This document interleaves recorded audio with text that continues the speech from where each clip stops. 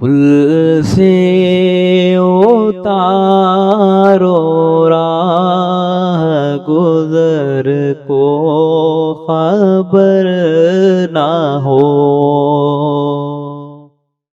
الحمدللہ الحمدللہ نحمدہ ونصلی علی رسولہ الکریم.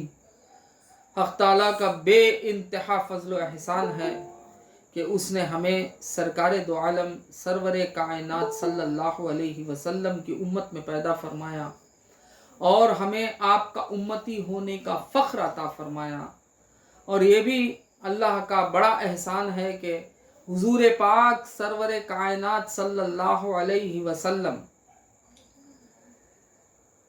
کی مدحت اور ان کے زندگی کے حالات بیان کرنے کا موقع ہمیں عطا فرمایا، سننے کا موقع عطا فرمایا. اللہ تعالیٰ فرما رہا ہے سورہ قدر میں انا انزلناہ فی لیلۃ القدر. الحمدللہ تفسیر جو ہوتی ہے وہ اپنی جگہ صحیح ہے، تفسیر سے تو ہٹنا ہی نہیں ہے. تفسیر میں ہو کی ضمیر جو بتائی گئی ہے وہ قرآن پاک کی طرف اشارہ ہے. انا انزلناہ فی لیلۃ القدر، یعنی اللہ تعالیٰ نے جس وقت قرآن نازل فرمایا وہ رات لیلۃ القدر ہے، یعنی قدر والی رات ہے. تو میں اس سے کچھ آگے بڑھنے کی کوشش کرتا ہوں، بلفظ ترجمہ جانے کی کوشش کرتا ہوں کہ ترجمہ یہ ہے انا انزلناہ، یعنی ہم نے اسے اتارا.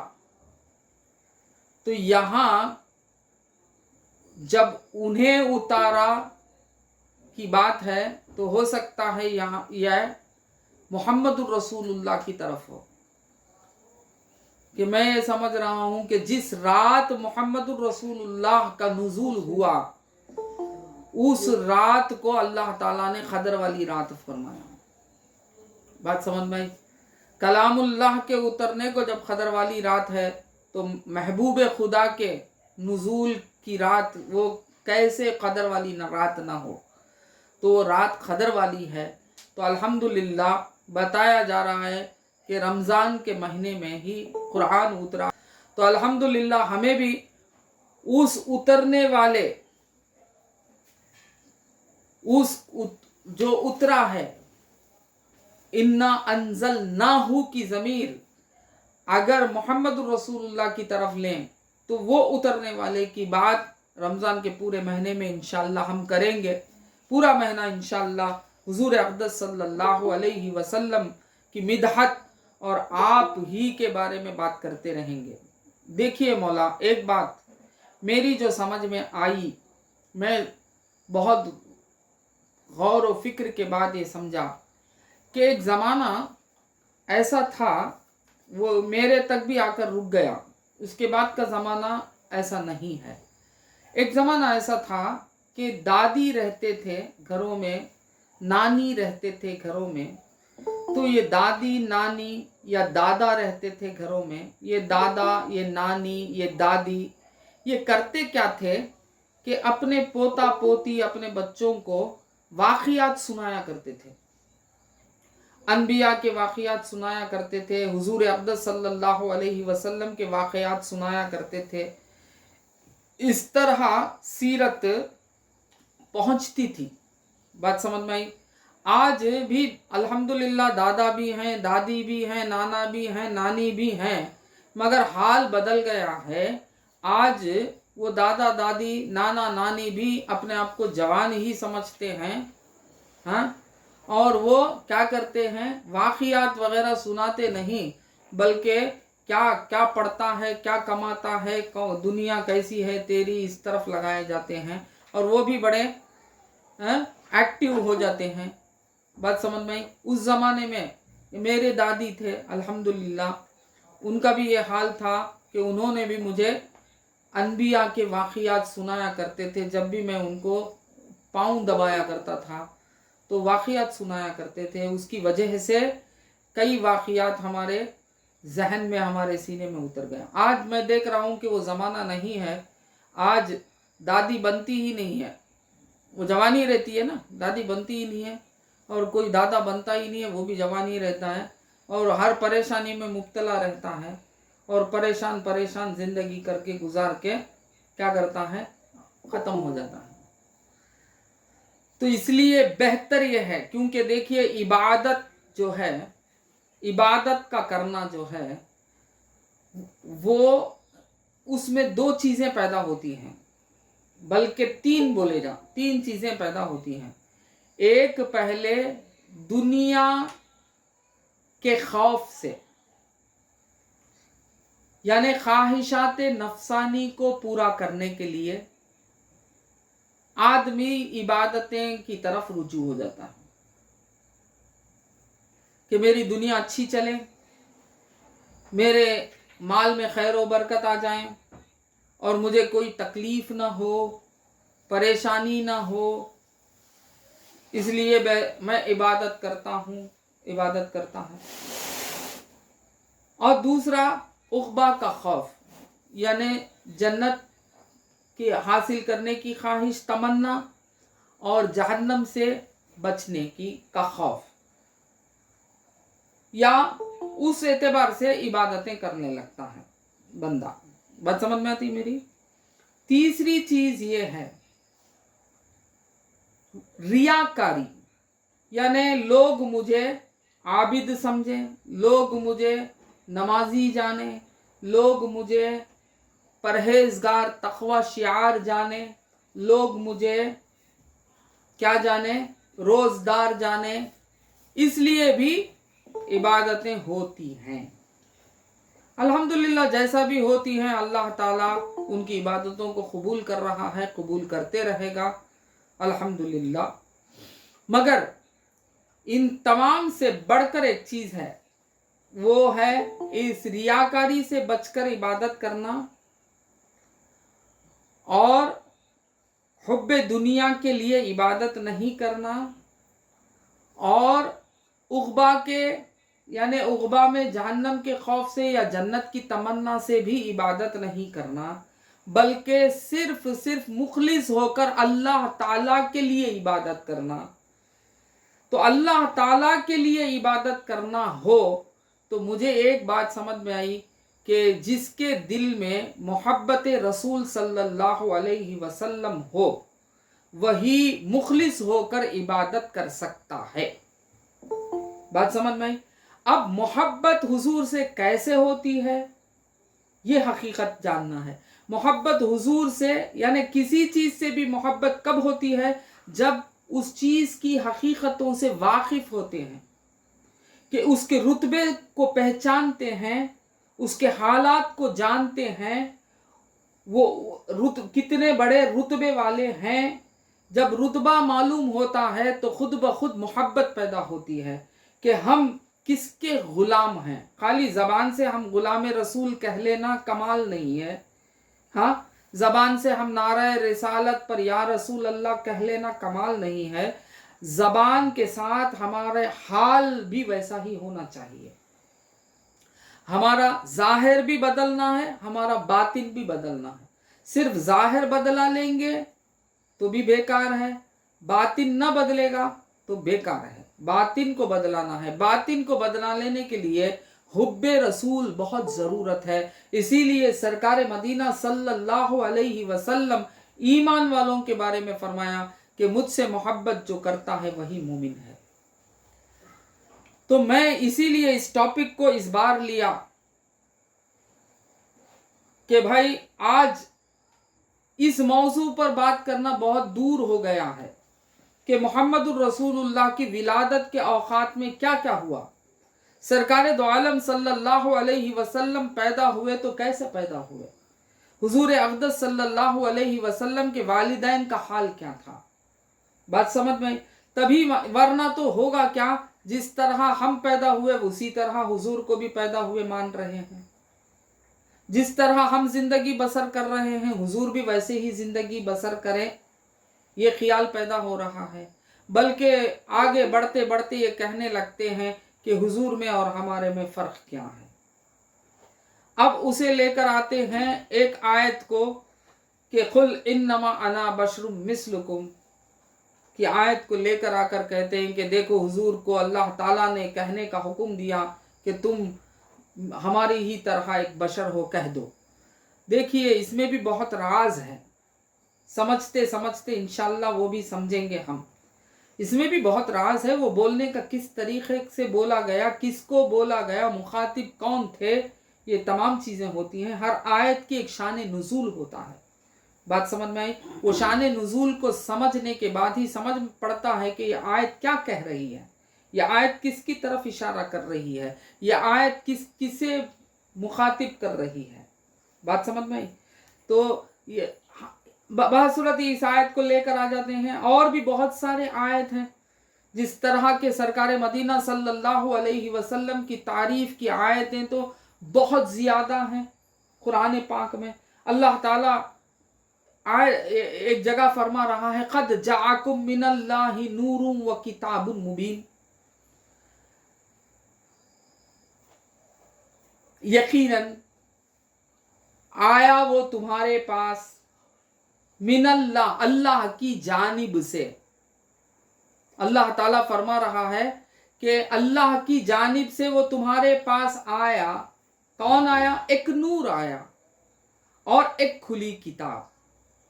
تو معلوم ہوا نور اور کھلی کتاب دونوں باتیں ایک کو نہیں کہا جاتا، نام ایک ہے تو ایک نام لے لیے تو کافی ہے، بات سمجھ میں؟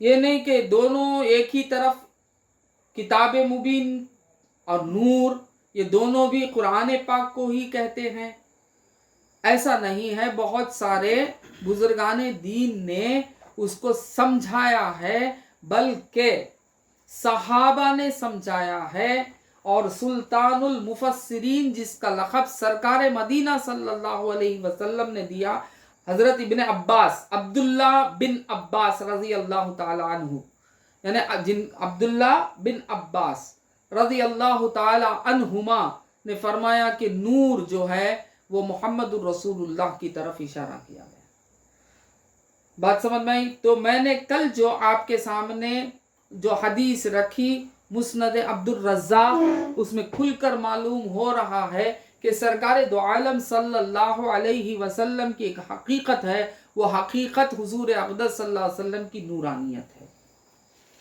ایک بزرگ فرماتے ہیں کہ سرکار دو عالم صلی اللہ علیہ وسلم کا ظہور جو ہے وہ بشریت ہے، اور حضور کا باطن جو ہے وہ نورانیت ہے، ملکانیت ہے۔ سرکار دو عالم صلی اللہ علیہ وسلم فرماتے ہیں کہ میں جب سوتا ہوں، میری آنکھ جب لگ جاتی ہے تو میں سوتا نہیں ہوں، میری آنکھ بند ہوتی ہے، میں سوتا نہیں ہوں، مجھے نیند نہیں آتی ہے، میں سوتا نہیں ہوں، صرف میری آنکھ بند ہوتی ہے، میں تو جاگتے رہتا ہوں۔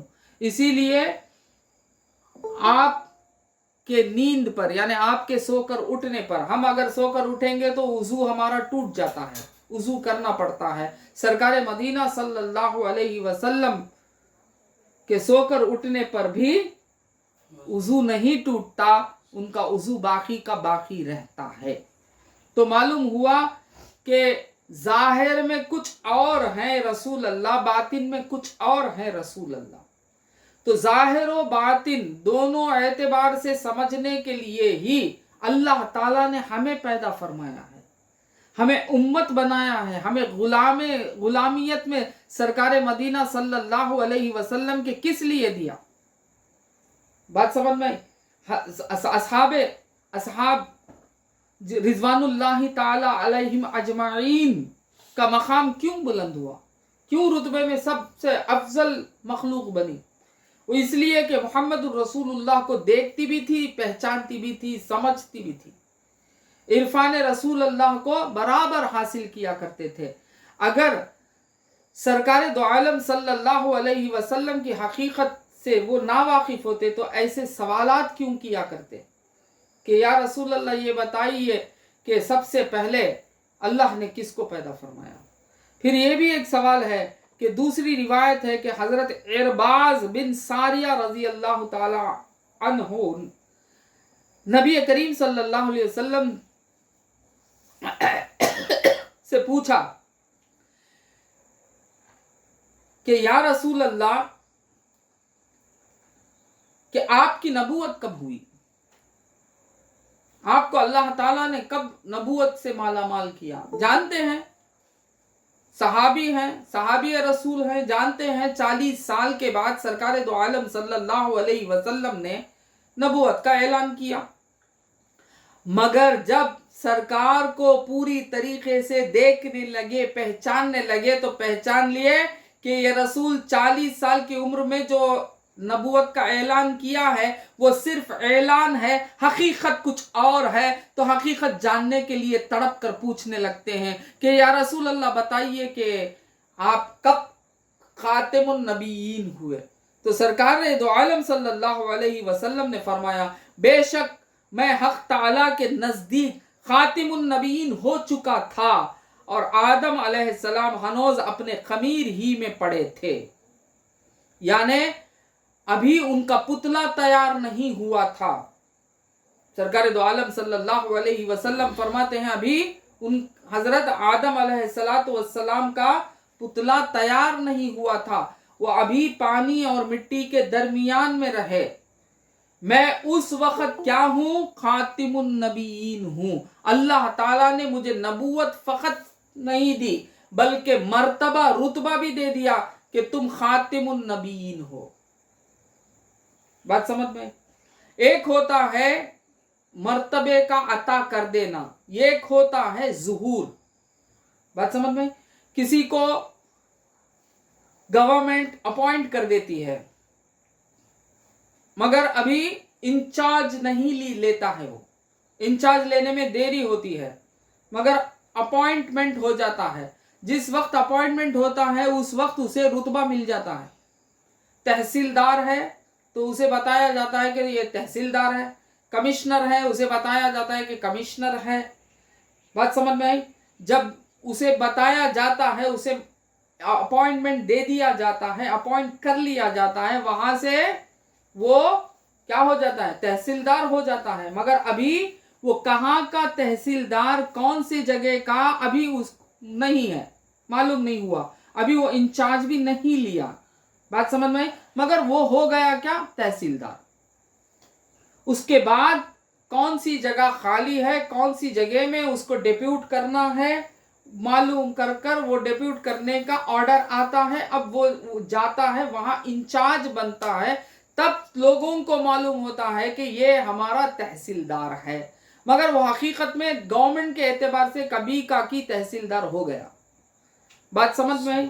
कभी का की तहसीलदार हो गया। जब गवर्नमेंट अपॉइंट कर दी तो वो तहसीलदार हो गया, मगर लोगों के पास इजहार होने के लिए वो जब इंचार्ज लेता है तब लोगों को मालूम होता है कि ये फुलां जगह का तहसीलदार है, ये फुलां जगह का कलेक्टर है, ये वगैरह वगैरह। समझ में आती होंगी बात आपको मेरे से अच्छी। तो उसी तरह याद रखें कि सरकार फरमाते हैं, सरकार दो आलम सल्लल्लाहु अलैहि वसल्लम फरमाते हैं कि मैं खातिमुन नबीयीन हो गया, मुझे खत्म नबूवत से सरफराज कर दिया गया। अभी हजरत आदम यानी बशरियत के बाप है ना, बशरियत के आप ही तो बाप हैं, बशरियत के बाप अभी क्या नहीं है हुए हैं, अभी बने नहीं है। पानी और मिट्टी के दरमियान का मरहला चल रहा है, अभी पुतला भी बनाया गया नहीं है। उस वक्त मैं नबी भी था और मैं खातिमुन नबीयीन बन चुका था। बात समझ में आई? तो मालूम हुआ सरकार दो आलम सल्लल्लाहु अलैहि वसल्लम ही सबसे पहले पैदा हो चुके, अफजल मखलूक हो। बात समझ में आई? अफजल